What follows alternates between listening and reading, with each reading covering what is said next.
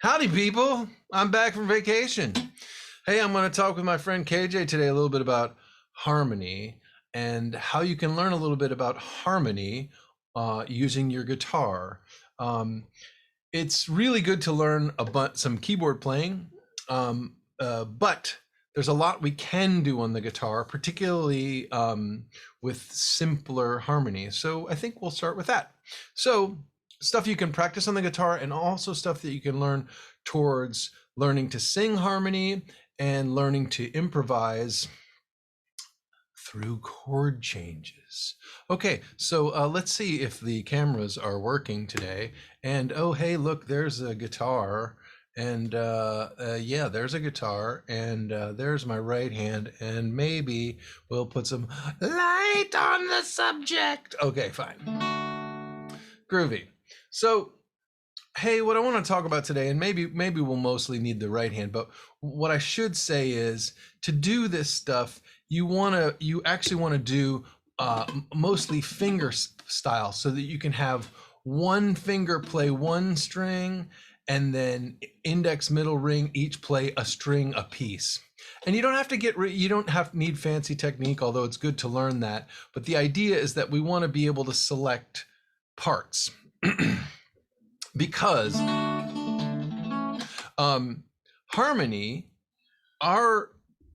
what we know as Western harmony is based on a lot of 3 and 4 part harmonic models that are kind of the crown jewel of Western harmony.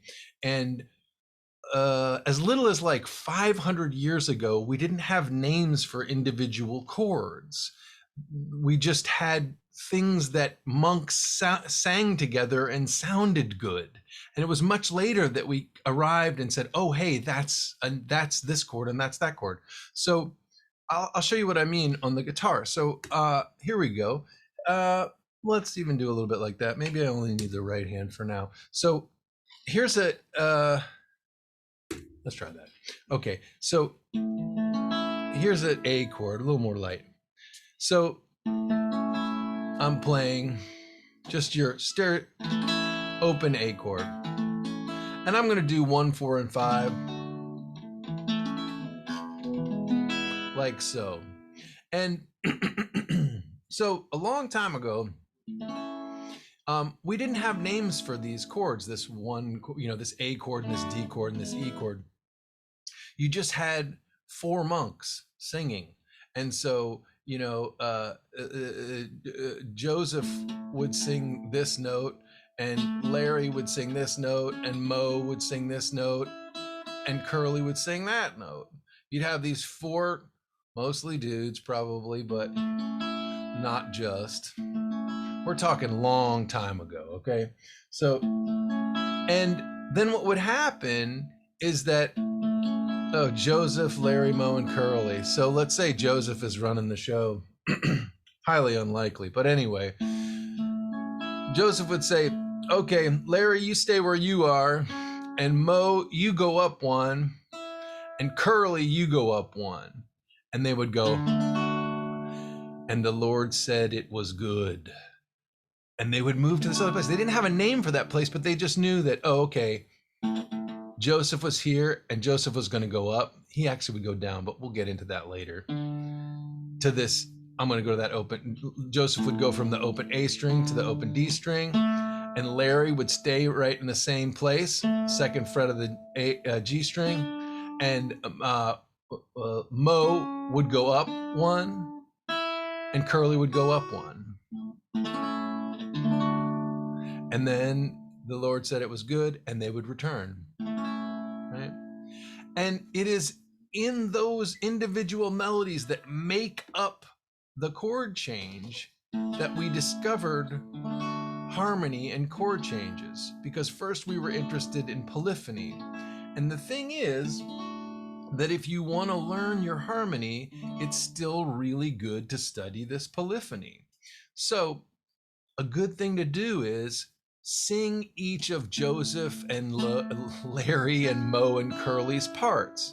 So, and I'm just going to do this. Let me show you the other place that they discovered first. Is, hey, this is the 1, 2, 3, 4 We make it simple, right?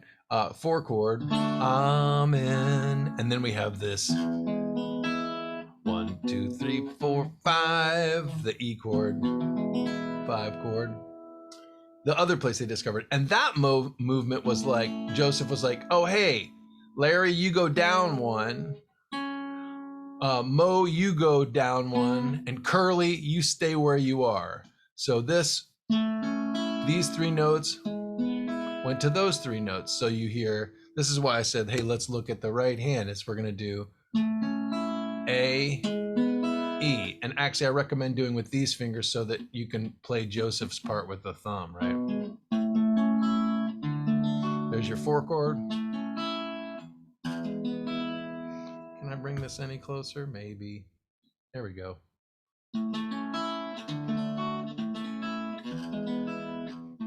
And arpeggiating this is very good, but then what you want to do is bring it back to both hands. Is, okay, first of all, learn Joseph's part. So,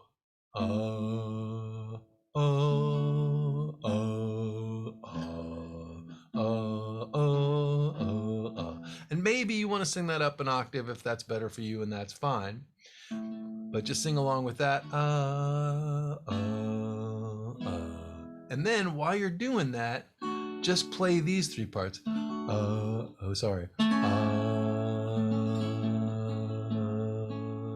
And think, oh yeah, I'm on the root of the chord.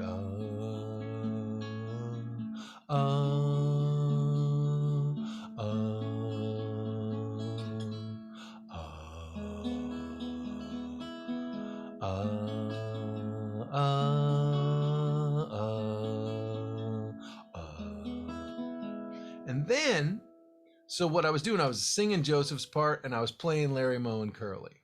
And now I'm going to sing Larry's part and play Joseph, Mo, and Curly. Boy, it's hard keeping track of all these monks. So, so now I'm going to sing this part. That's that melody. There's a little melody. Mo's melody goes, let's say Joseph's melody goes, right? We're going 1, 4, 1, 5. And then Larry's melody goes, and it arrives back. Right? See this?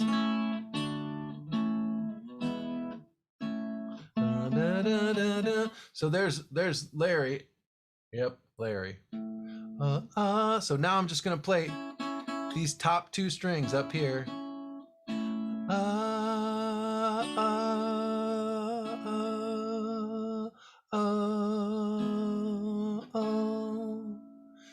And just spend a little time being with that.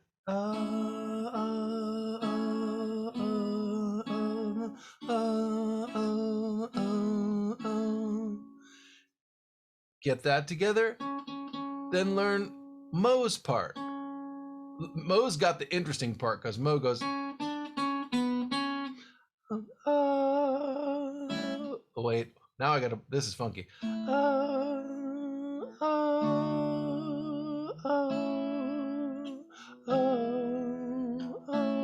So I'm only playing the bass part, which is moving from string to string, and then I'm playing on the 3rd string and I'm playing on the 1st string.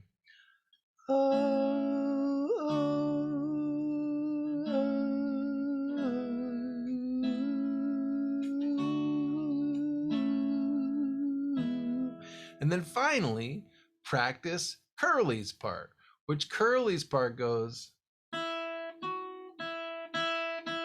So just open, 2nd fret, open, open, open. So listen to that. It's, now I'm going to play the other 3 parts. So I'm not going to play the 1st string. I'm just going to play the bass part, and then I'm going to play my index and middle strings, index and middle fingers.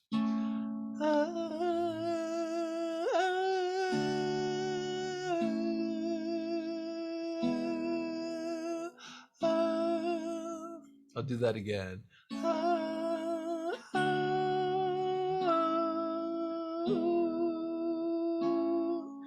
And then after practicing and listening to the individual parts, you may find that if you just play the chords, you're able to focus on each of the parts more clearly than you could. And it'll take some practice. At first, the outside parts, the bass part and the soprano part, the thumb and the ring finger, are going to stick out the most. But as you practice, you'll be able to pick out the middle parts on the G string and the B string, Larry and Mo, right? So you just listen to this string, right?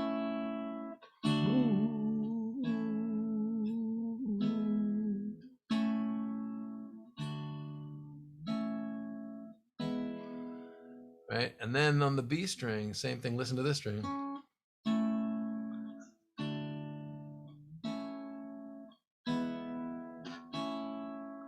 And then on the E string.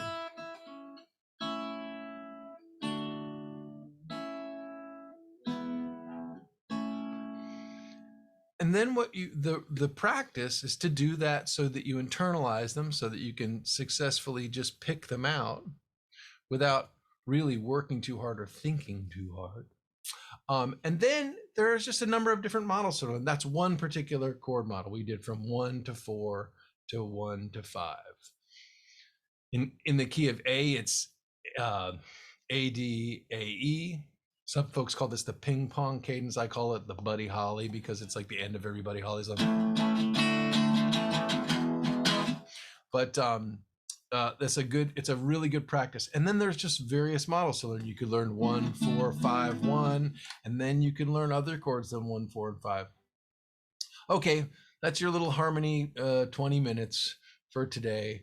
But it's the best way to learn chord changes is to really internalize them by singing the individual parts and then arpeggiating them and then ornamenting the model and improvising over that, but we'll get to that later. Okay, have fun. Sing your heart out.